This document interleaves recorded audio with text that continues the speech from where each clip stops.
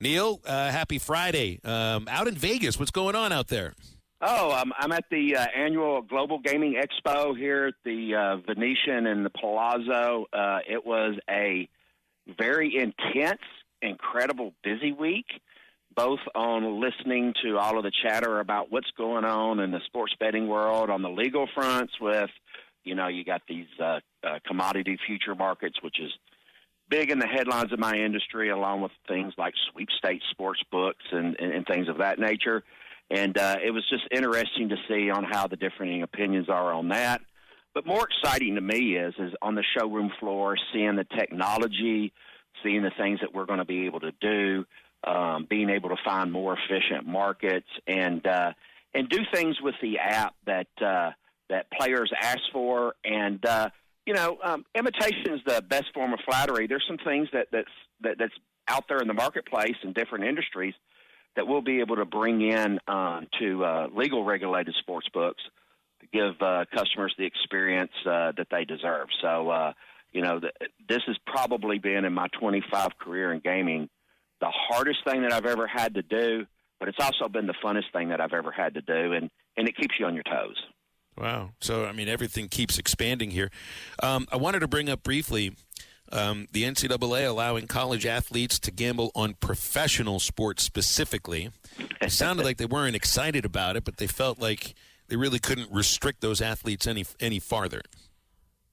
Yeah, that was another topic, and it sounds to me, that the NCAA kind of compromised on this one here, which.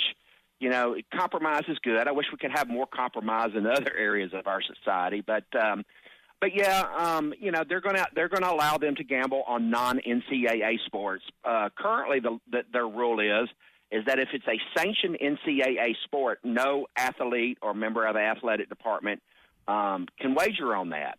Well, you probably think with things like NIL and for how prevalent the sports betting is getting now, legal sports betting. I always say sports betting has always been here, just not necessarily legal. But with now that we have sports betting, it's always been part of our culture. Now it's up front, it's transparent, and that they did do that. Now they can't immediately start betting on that one right now because of. They still has to go through the Division II committee and the Division III committee, which I think meets later on this month in October.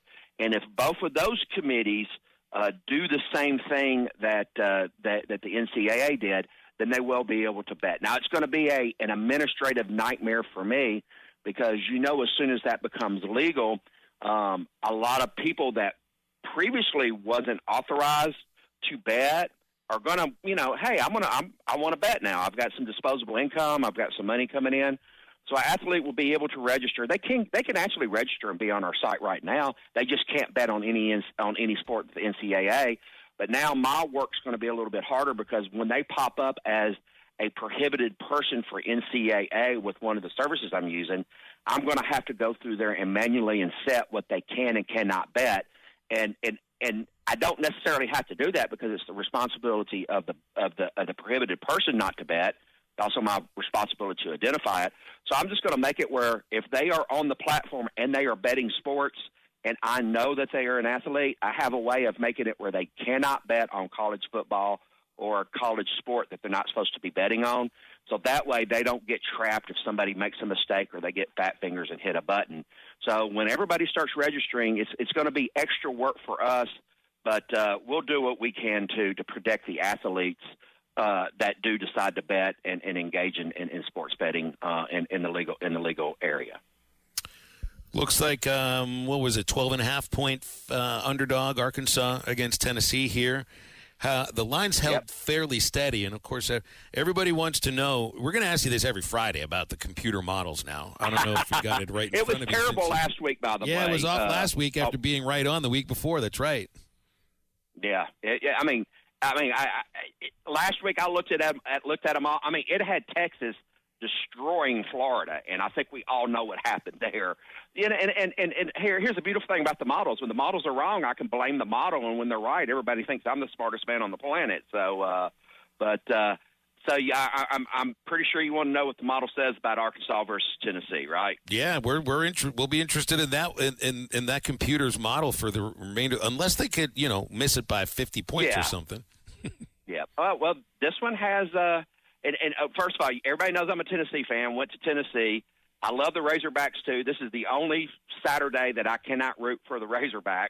Although maybe on the book liability I may have to. I haven't really seen a lot of. I think people are waiting until tomorrow to bet, and the same thing happened with Notre Dame. Most of the bets came in the morning of.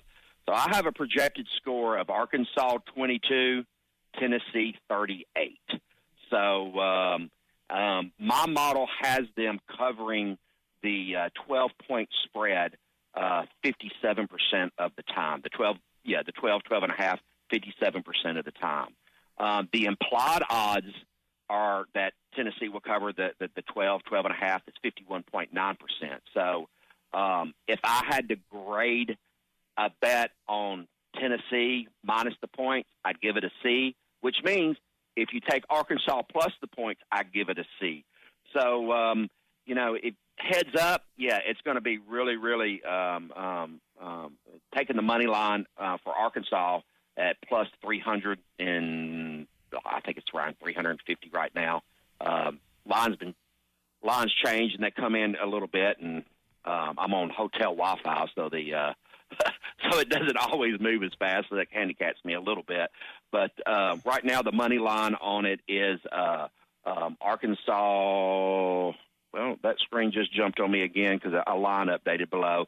It's plus 350. So if Arkansas can pull that out, that would be a huge payout for the fans and a huge liability for me. And I guess the best reference is when Arkansas lost to the Citadel, they turned around and put a thrashing on South Carolina.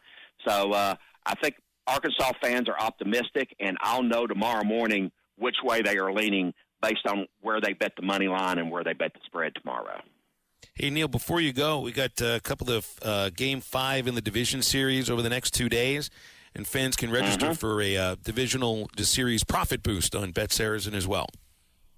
Yeah, and let me recommend everybody, anytime you come to the site, whether you're a new customer or you're an existing customer, the first thing you want to do is hit that promo tab, because we will put some on day by day and some game-specific ones on there.